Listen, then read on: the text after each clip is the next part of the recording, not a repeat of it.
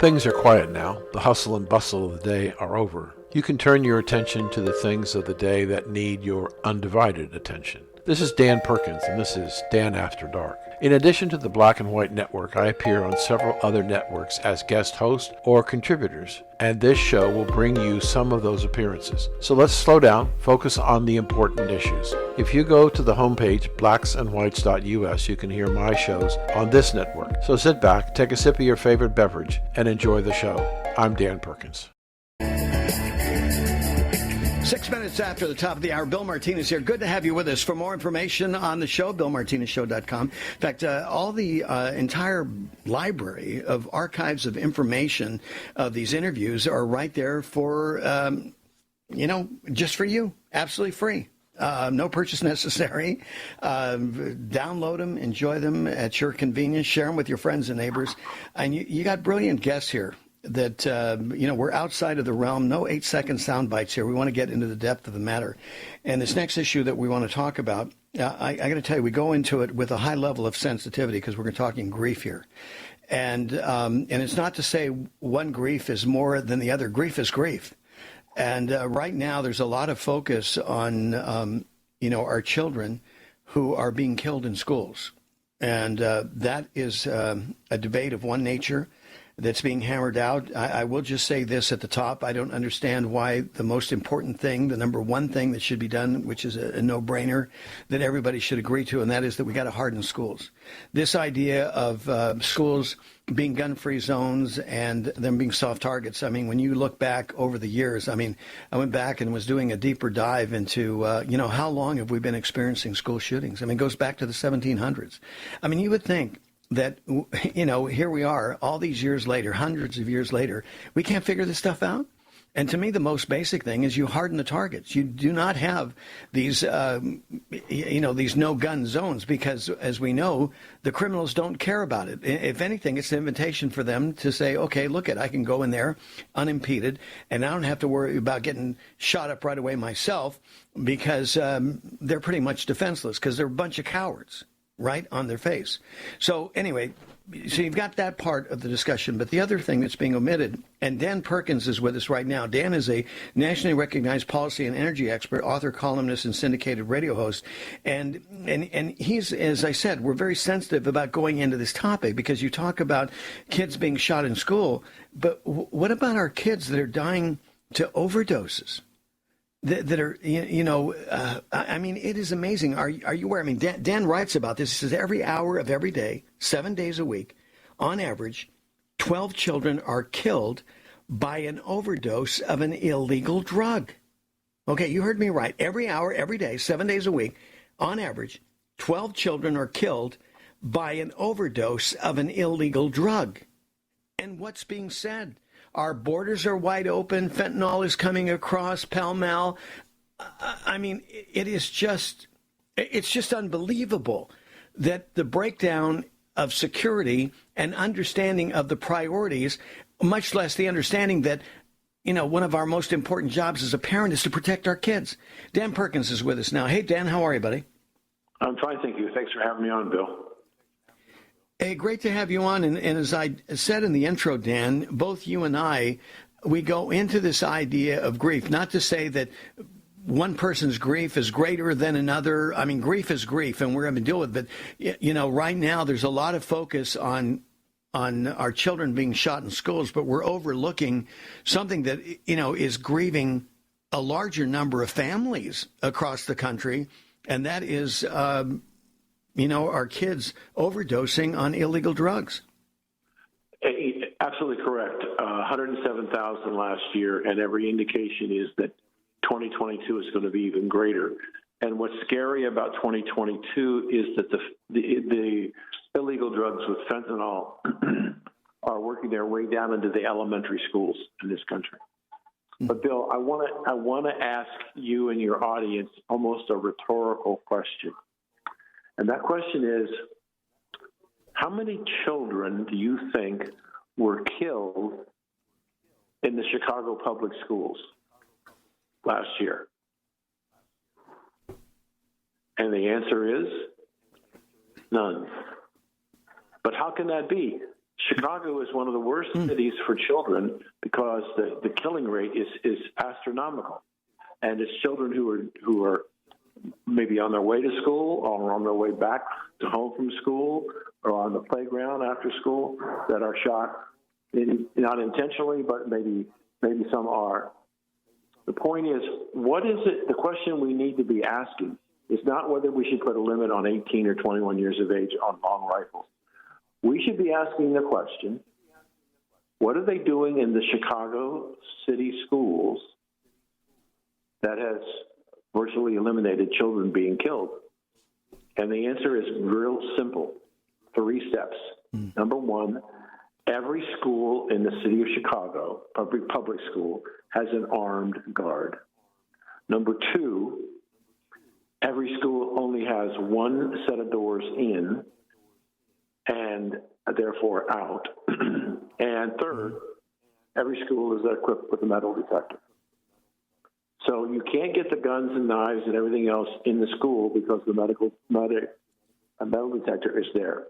So it seems to me that if we understand that in some of the most dangerous cities in the country, where children are being killed on the streets by accident or whatever in gang violence, that they've figured out how to make the school safe for the kids, and it's real simple. Exactly. Wow. And we should be talking about that as opposed to background checks and red flag laws, and we're not dealing with it, as you said, the hardening of the physical environment in which children are going to school. And I hate to say it, Bill, but it's a no-brainer because it can easily be done, and we should do that. But the things that they're trying to pass in Congress, as you pointed out, and I think it's very important for your audience to understand how important what you said was, because I've said the same thing many times. Changing these laws will not change the bad guys. Right. I did a commentary on this, and I said, so they want to get rid of the 10 to 20 round magazine clips, and they want to go to 3 to 5. Well, my friends in the gun business tell me that you can't take an existing AR-15 and put in a 3 to 5 round clip because the mechanism won't fit in the chamber. So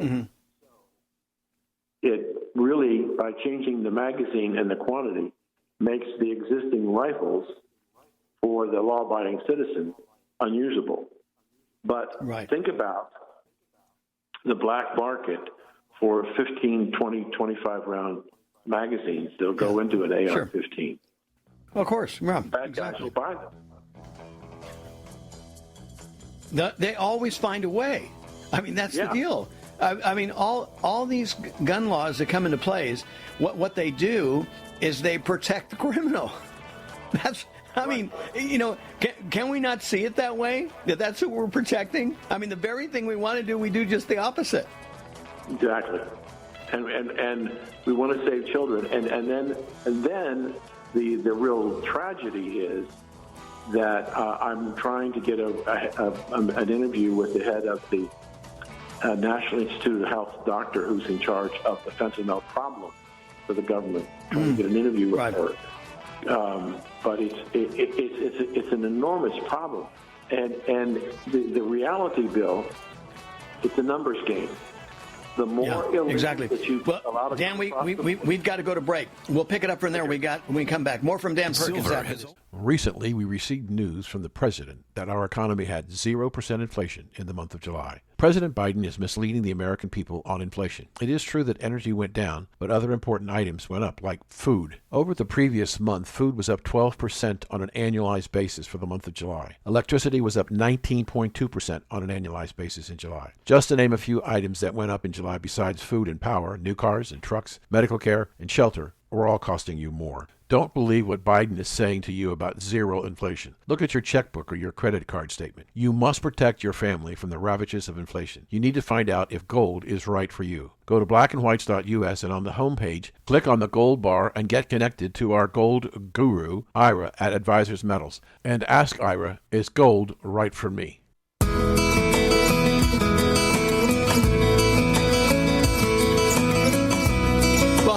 Father's Day to you, 19 minutes after the top of the hour, and it's very appropriate. Dan Perkins is on with us right now, the nationally recognized policy and energy expert, author, columnist, and syndicated radio host. And we were talking about, how the family's been devastated, and particularly the father. And what seems to be a consistent thread with problems, and of course, if you tuned in yesterday, if you didn't, you can go to our archives and download the interview with Dr. Warren Farrell. And Dr. Farrell wrote the book, Boy Crisis. And it's interesting what motivated him, Dan, and to write this. I mean, he has daughters, okay? and he did a lot of work with Now, because he was very active with women's issues and everything. And he paused for a moment and realized, after doing all this work on behalf of women, he goes, oh, my God, who are my daughters going to marry? If the gene pool has been so infected and compromised, my daughters aren't going to have anybody. What are they going to do? They're just going to go to the loser gene pool of the male figures to find a husband. Is that what it's all about? So that reality motivated him to do research, do studies, and a lot of things that you're sharing with us is consistent with what he shared with us earlier as well. So there's a reason that we need to talk about this, especially on the eve of Father's Day, because we need to realize that Father knows best, right? I mean, yeah. The shows that we grew up with, that Father knows best. I mean, fathers were elevated and and they were respected in the household until they weren't. And we've had decades of the fathers being dehumanized and made less than and less significant and important to such a degree that guys just gave up and said, okay, fine, I just won't have a part in my family. Some by choice, some by maybe another choice too, as they got incarcerated. And so they're not there for their kids. And what we're finding out is these kids that don't have fathers, I mean, the odds of their success, their future is absolutely upside down, Dan Perkins, as your research is reinforcing, right? Right. It's interesting that we're talking about boys, but one of the things that I've written about is the diminishment of females. I mean, we have a candidate for sitting on the Supreme Court, and when asked, could you define a woman, she couldn't. Mm-hmm. Yep. We've got transgender males participating in female sports and beating the females. And yet we've got the women's organizations are doing nothing to support women because they want to support the transgender. And the transgender is taking over more and more, and you're going to see it continue to expand, men getting and become dominant in women's sports. And so you're looking at Title IX, and it's not going to survive. So now we're diminishing the value and the role of the female of the species. We're not even willing to define what they are.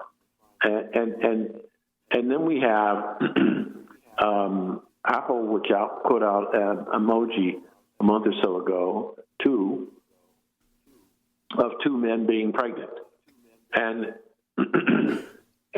when you say that to people, the first reaction was that that's just silly. If it was silly, why did they put it out there? What are they trying to do to change the gender in this country, to deal with personal pronouns? A young man and his friends were charged by the school district of being sexually biased because they couldn't remember what the pronoun name of one of the students or one of the teachers. And so the school board went after them. We're blurring the lines between what are genuine males and genuine females. The city of New York school system, I don't know if you saw this story, last week spent over $200,000 of taxpayer money to go into the lower grades, first, second, and third grade, with homosexuals and transgenders to talk about being gay. And it was terrible, in my opinion, terribly inappropriate. But we worry about the children being shot in the school, but we don't seem to be worried about how the children are being destroyed in school.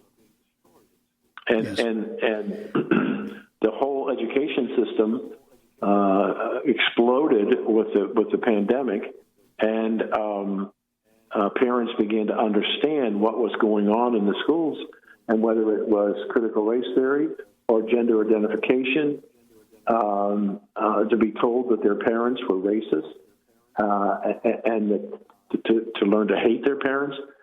All these things the left are doing is to trying to destroy the framework of the American way of life, because they don't like it, They don't want it, they want to get rid of it. And it's insane to me. Mm-hmm. Well, Dr. James Dobson for many years has been sounding the alarm about the war on the family, and here it is. It is right in front of our eyes, and it's so mystifying and incredible. But this is what happens with the big lie. The bigger the lie, the people will believe it, and this is what's happening. And they're just, because they've got control of the educational system, they have control of our government, Dan, and people are overpowered. But look you can do something at the local level. You don't have to send your kids to these indoctrination centers. Yes, your taxpayer money is paid for it, but that's also why you need to elect officials in there who will assign educational dollars with the child, and those educational dollars will go with that child wherever that child goes. If it's a charter school, if it's a private school, if it's homeschool, that money would be allocated appropriately and would go along with that child. It would not automatically default into an educational system that's failing our kids on so many levels, and especially when you're talking about mental health. This is unbelievable and incredible, but there has to be a sense of urgency by the parents to say, hell no, no more. Right. It's very true. And what's happening, the last number I saw, and it's been a while, was about 1.3 million students have been withdrawn from the public sector schools in this country. And they're going to all the places that you talked about. Parents are decided that this is not what they want for their children.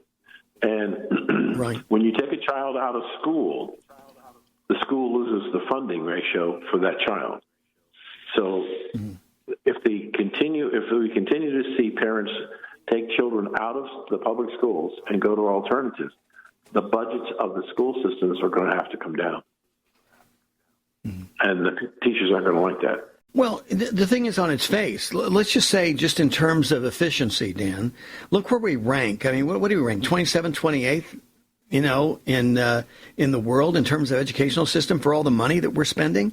I mean, there's just rank incompetency and inefficiency within the whole system. And then now it's no wonder. Because now we look at the curriculum and saying, wait a minute, you guys are focused on all the wrong things. I mean, what happened to reading, writing, and arithmetic? Now we're worried about pronouns. We're worried about, satisfying a 1% of roughly 1% of the universe of the population here.